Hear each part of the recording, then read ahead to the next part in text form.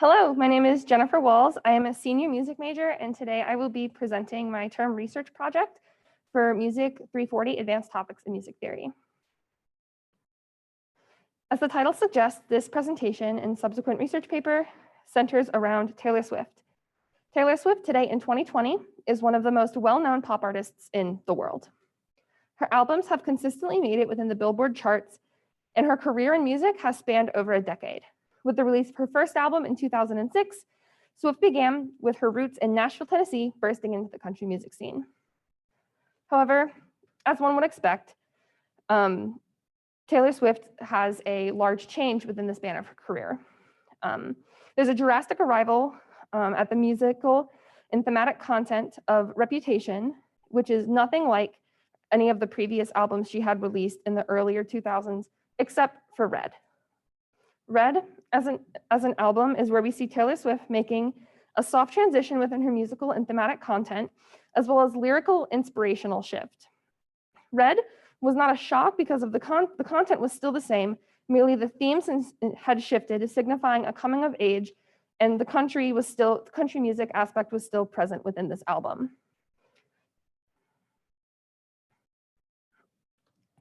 Now, before Taylor Swift had made a name for herself in the music industry as an up-and-coming country artist, she had already established herself as a successful songwriter. After various events within her musical development led to her parents to relocate to Nashville, Tennessee, she signed a developmental deal with RCA Records that held her on retainer with the label until she was 18. During this time, Swift's songs began to gain traction and popularity as she performed them around Nashville. Songs from her debut albums such as Tim McGraw and Teardrops on My Guitar gained a lot of attention. It was with these songs that Taylor Swift would get contacted by Sony Music and be hired as a songwriter for their team despite being only 14 at the time.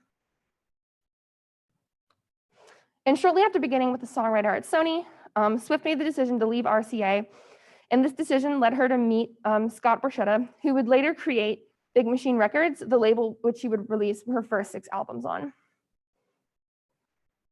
Taylor Swift, her debut country album was released in 2006 and has vaguely similar themes to her second album, Fearless, which was released in 2008. These two albums are extremely similar thematically, and listening to those albums, you get a sense of what it was like to be a young high school girl going through certain societal rites of passage, such as first dates, first loves, first heartbreaks, and much more. The innocence and wonder, being something that Swift experienced firsthand, adds to the perceived raw authenticity that is cited as being extremely important within the country music scene. And so it's no wonder that this American sweetheart and her musical releases to that point were successful and would continue to be successful throughout her career. In order to hear some of these themes in the style of music produced, here are 2 short clips of songs that we cited that have gotten her noticed by Sony in the first place. This first one is Tim McGraw, which has since been explained to be about a boyfriend that went to college at the end of the summer. I was right there beside him all summer long, and then the time we woke up to find that summer gone. But when you think Tim McGraw. And the second song, Teardrops on My Guitar, is a song cited to be about a high school crush who did not return the feelings. She's so in love, he's finally got it right. I wonder if he knows he's all I think about at night. All right, and so now that we have a sense of what her earlier music sounded like orally, I want to present the following figure. It's going to be, from here on out, referenced as figure 1. And it is representative of a condensed album discography of her entire career. This discography being condensed excludes special releases such as deluxe edition albums, radio release edition albums, live concert recordings, and etc. So Reputation. Reputation was released, as we saw earlier, in 2017, immediately following several major developments in Taylor Swift's personal life, surrounding a famous feud that occurred in 2016 between her, Kanye West, and Kim Kardashian West. To summarize without going into excessive detail, Kanye West used the lyrics within one of his songs, Famous, I feel me and Taylor might still have sex. Yeah, I made that bitch famous. Citing the fact that in 2009, during Taylor Swift's first major music video award, Kanye West had famously burst onto stage, interrupted her speech, and subsequently caused Taylor Swift to have a lot of media attention. Taylor, at that point, had been publicly vocal about having an objection to using the word bitch, as its origins are derogatory towards women and comparing it to a childbearing female dog. And due to this objection, she claimed to have no knowledge of the lyric. However, one day, Kim Kardashian West released a secretly recorded tape of Kanye informing Taylor of the lyric, and it is orally apparent that Taylor Swift had given consent to Kanye for the use of the line within this song. This feud led to the disappearance of Taylor Swift within the public eye for a year and shifted the narrative away from Swift, giving control of her reputation and persona back to media outlets, which we'll see in a second, was something that she had attempted to shift away from with Red. Thus, after an entire year of silence and not seeing or hearing from Taylor Swift at all, when this album was released, fans and the media alike were shocked by Taylor Swift's blatant reclamation of her reputation. Reputation thematically provides commentary on that reputation that has been placed upon her by the media. She was a young female singer who only dated for musical content and had a raging victim complex. Ready for It, which in a fan analysis was linked on social media, that was liked on social media by Taylor, we see how, quote, media/society have so tirelessly tried to absolutely sabotage Taylor Swift's soul, ravage her kind disposition, and overtly vandalize her reputation. Look What You Made Me Do is a direct response to the feudal events in which she, quote, preemptively makes fun of herself for everything that she knows people will say about her upon her return to the spotlight, that she is not really that nice, she loves to play the victim, and etc. Musically, we can hear that these are very, very far out from what we heard back with Teardrops on My Guitar and Tim McGraw. As we see within the audio examples of the song, Ready for It and Look What You Made Me Do, the music in all of Reputation is highly synthesized and based upon a dubstep and dance-ready hooks. And so I'll play a small clip of each. This is Ready for It.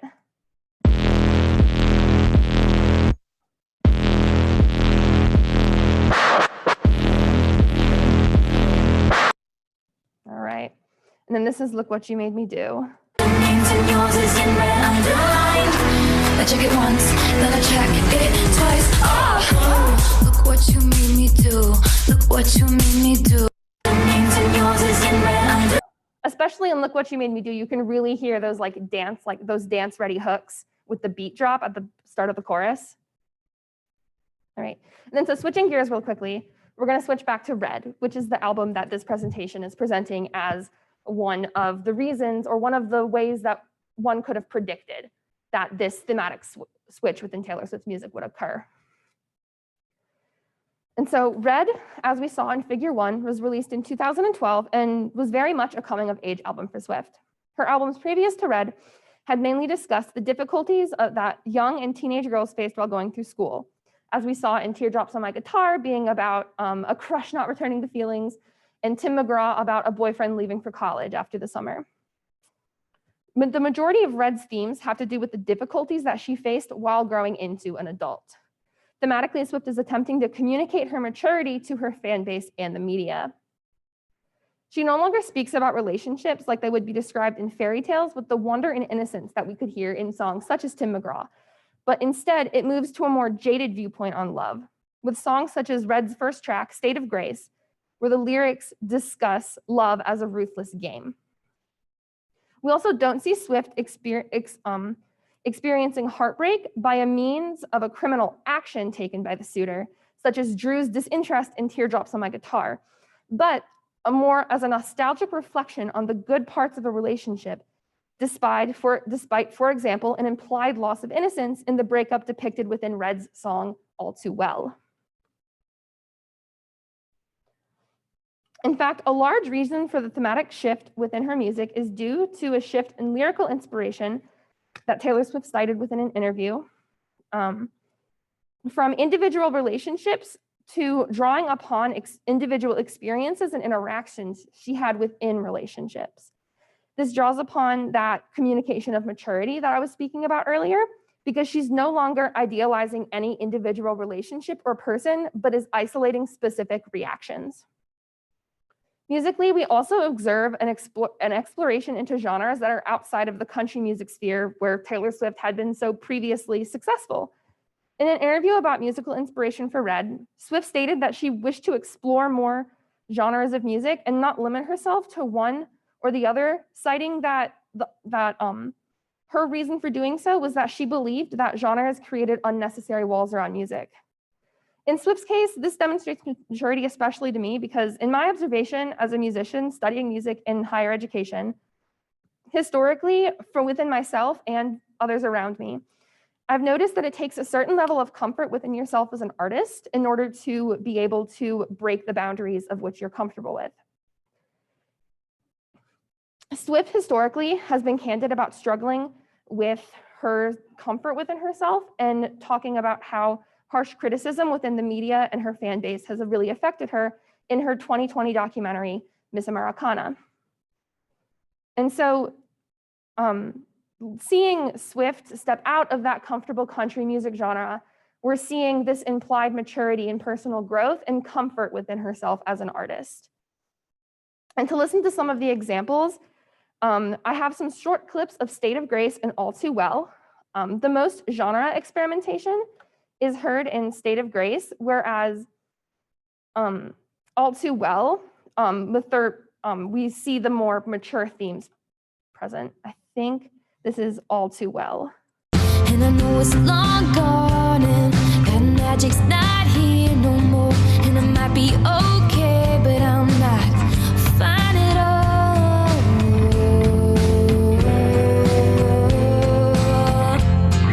'Cause here we are again on that. All right, and then this is State of Grace. So if you notice, All Too Well, very musically, sounded similar to Teardrops on My Guitar and Tim McGraw, and the fact that she still has that country draw that she's like known for in those days. Well, now it's famously known for being fake. But in the days of her like original country albums, it was kind of like a token of her sound.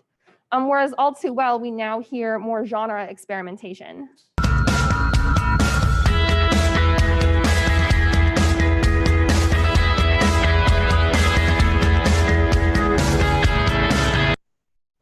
All Too Well specifically, or not All Too Well, State of Grace specifically, when looking into some of the inspirations for this, she cited that she drew a lot of inspiration from British rock when writing All Too Well, which I think is something that you can hear within the guitar and drum relationship in the beginning of the song.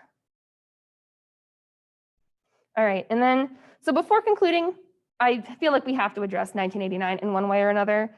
1989 was released within the time period between Reputation and Red in 2014.